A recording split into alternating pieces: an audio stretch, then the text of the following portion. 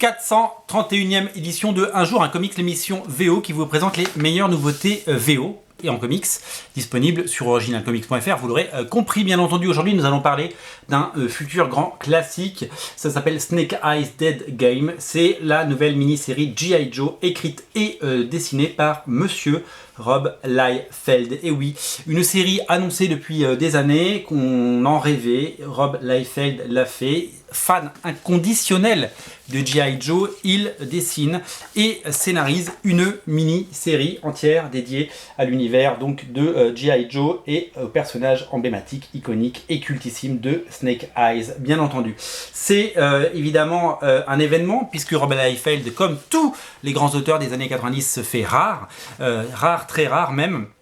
Certains se font encore plus rares, comme Marc Silvestri qui semble avoir disparu de la circulation. Mais lui, Rob Liefeld, fidèle à sa légende, nous propose donc cette mini-série qu'il scénarise et qu'il dessine, mais il n'est pas tout seul, bien entendu, puisqu'avec lui, au niveau du script et du scénario, il emmène Chad Bowers, avec qui il a déjà fait du Deadpool notamment, et du Youngblood, donc un artiste avec qui il contribue depuis une longue date, et quelqu'un qui connaît bien, et surtout quelqu'un qui est un fan de Rob Liefeld, parce qu'il faut être fan de Rob Liefeld. Ça fait partie de ces gens dont il est facile de se moquer dans les comics. Beaucoup se moquent de Rob Liefeld, parce que c'est vrai qu'il a un style de dessin de temps en temps un petit peu hasardeux, que ses pieds ou ses mains ne sont pas toujours à la bonne taille, et qu'il y a des raccourcis un peu comment dire, olé, un peu osé, on va dire. Mais c'est aussi un artiste de légende. Pourquoi ? Parce que quand il est arrivé à la fin des années 80, il a révolutionné les comics. Faut savoir que les comics avant l'arrivée de toute cette vague de Jim Lee, Todd McFarlane, Marc Silvestri et Rob Liefeld, c'était très plan-plan. C'était vraiment, regardez les comics des années 80, hors évidemment des légendes comme Paul Smith ou bien entendu John Romita Jr. ou bien entendu John Byrne. C'était assez plat les comics dans les années 80. L'image que j'ai des comics des années 80, c'est quand même les Vengeurs de la Côte Ouest par Al Milgrom. Regardez ce dessin qui ressemblait à tous les autres dessins de toutes les autres séries Marvel et qui n'avait pas d'âme. Et bien quand ils sont arrivés, ils ont dynamité le genre, ils ont dynamité évidemment les ventes, puisque avec X-Force numéro 1, je crois que c'est 2,5 millions d'exemplaires qui ont été vendus, 4,5 millions d'exemplaires qui ont été vendus par Rob Liefeld. C'était une superstar. Il a créé Youngblood qui s'est vendu à des millions d'exemplaires. Il a évidemment, à l'époque c'était une méga star, il faisait les pubs Levi's, les pubs des jeans Levi's à la télé. Enfin, je sais pas si vous vous rendez compte à quel point il était une star. Et certes, son style de dessin était peut-être le moins abouti de toute la bande Image Comics, c'est-à-dire que comparé à Jim Lee, à Marc Silvestri, Todd McFarlane et tous les autres, il était peut-être un peu moins bon, mais il y avait de l'énergie et il y avait vraiment du talent et il y avait une envie vraiment de proposer autre chose, de faire sortir, de faire jaillir les personnages en dehors des pages, et ça a toujours été sa marque de fabrique. Comme je vous l'avais dit, quand il est arrivé sur les Nouveaux Mutants, puis sur X-Force, il a vraiment bousculé les codes, il a bousculé le genre et il a vraiment créé un univers.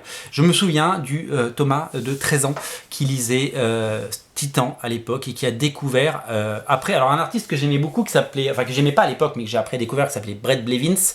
Brett Blevins, il a dessiné les Nouveaux Mutants, mais il les faisait chétifs, rabougris, genre adolescents mal dans leur peau, un peu malade, un peu anorexique, et lui il est arrivé avec du muscle, il en a fait une armée, et d'un coup quand on a 13 ans on voit ça avec des yeux, et moi je me souviens que en fait j'étais hyper déçu quand il y avait un fill-in, vous savez, quand il y avait un dessinateur invité qui faisait un numéro entre 2 épisodes de Rob Liefeld. Je pense notamment Crossover Extinction Agenda, où il fait, je crois, 2 épisodes sur 3. Et j'étais là, mais pourquoi c'est pas tout le temps Rob Liefeld qui les fait ? Parce que quand il les faisait, c'était génial. Les costumes étaient géniaux, les personnages étaient massifs, ils étaient iconiques, ils étaient vraiment géniaux.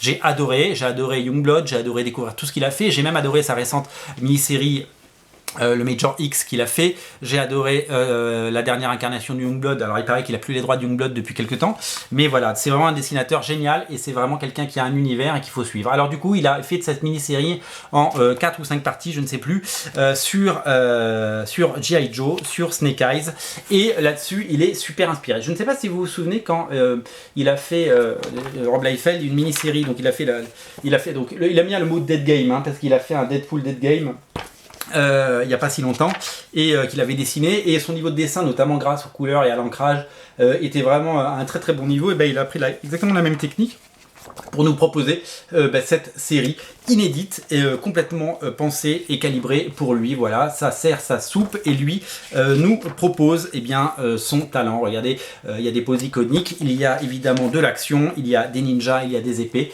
il y a tout ce que Rob Liefeld aime dessiner et aime mettre en scène. Voilà, c'est du très grand Rob Liefeld et c'est vraiment un comics absolument incontournable si vous voulez mon humble avis. Voilà, donc je vous invite vraiment à craquer pour ce premier épisode qui est disponible. Le deuxième ne devrait pas tarder à arriver.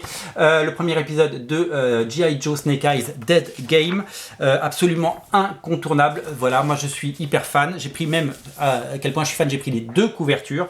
Vous pouvez prendre la couverture de votre choix. C'est disponible sur Original. Oh, je viens de taper mes lunettes. Comics.fr et nulle part ailleurs. Je vous invite à craquer si vous êtes fan du maître. En attendant, régalez-vous parce que les comics, ce n'est que du plaisir. Salut.